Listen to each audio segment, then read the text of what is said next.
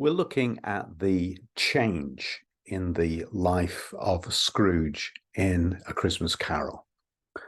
Okay, so change is the word in Greek metanoia, and we'll look at that in more detail later.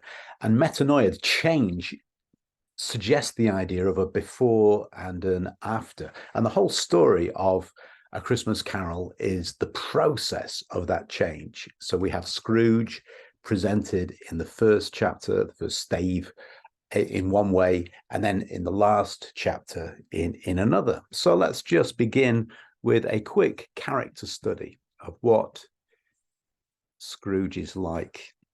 So if you know the story already, you'll recognize certainly this picture of him, even if it's different from how you might have seen it on a film.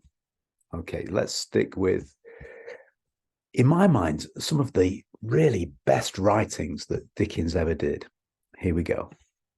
Oh, but he was a tight-fisted hand at the grindstone. Scrooge, a squeezing, wrenching, grasping, scraping, clutching, covetous old sinner, hard and sharp as flint, from which no steel had ever struck out generous fire, secret and self-contained and solitary as an oyster. The cold within him froze his old features, nipped his pointed nose, shriveled his cheek, stiffened his gait, made his eyes red, his thin lips blue, and spoke out shrewdly in his grating voice.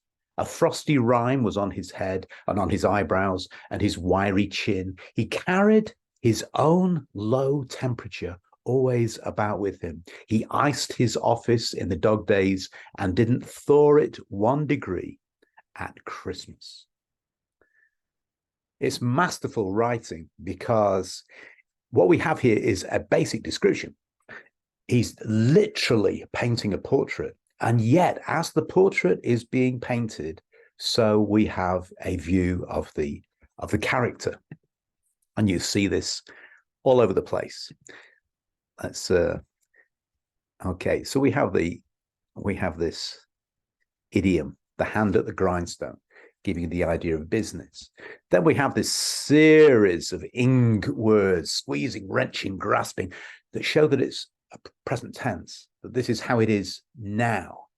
And then we have a series of little similes, sharp as flint, solitary as an oyster. So we have these different little linguistic tricks, one after the other, rolling out of Dickens's fertile brain. But then, here we go. This is the literal description, okay, telling you his character. So he paints the outside, and we understand the inside. And this is the beginning of the process. We have to see the before so that we can understand the after. So, the cold within him. Why was he cold within? Well, because he was sharp, tight-fisted, hard-working, workaholic, self-contained, solitary as an oyster. Cold within him froze his, okay, well, so he's old. It nipped his, so he has a pointed nose. You might say, what did he look like? Okay, he had a pointed nose. He had a shriveled cheek, dried up, tough, leathery. He had a stiff walk, a stiffened gait. His eyes were red. Why? Because he was obsessed with the bookwork, focusing on what he could make. Thin lips blue, because he wasn't buying the coal.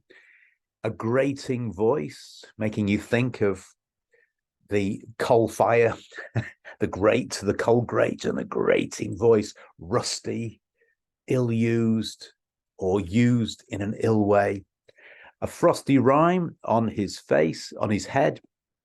Okay, so he's white-haired, he's old, but also the cold within has become the cold without, even on his eyebrows.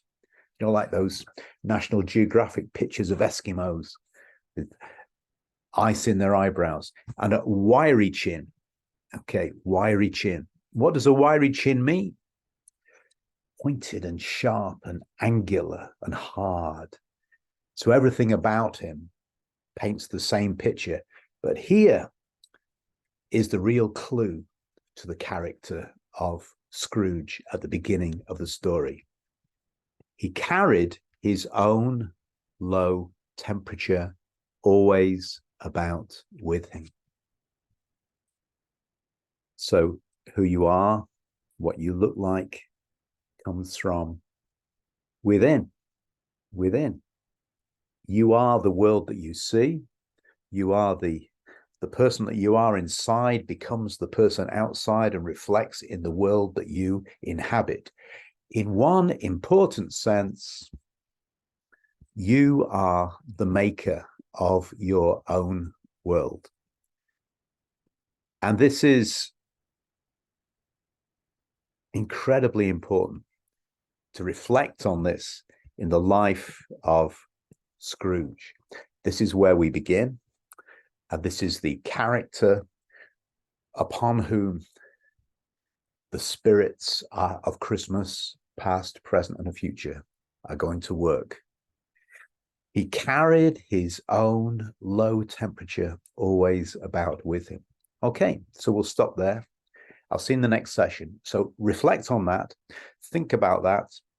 The world you live in is the world of your own making. And we'll come back next time.